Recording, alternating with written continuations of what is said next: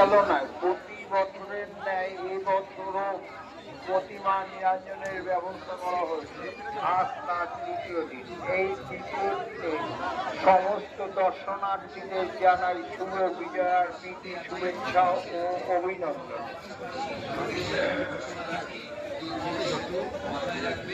যাদের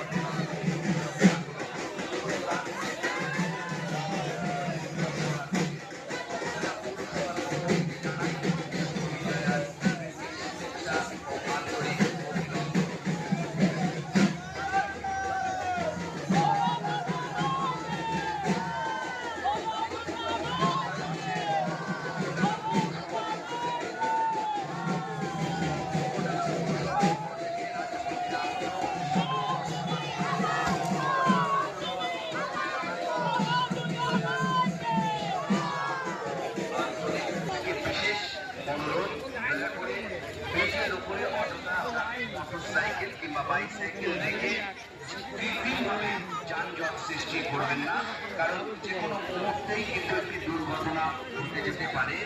দুর্ঘটনা এড়িয়ে চলুন এবং সকলকে দুর্ঘটনা থেকে রক্ষা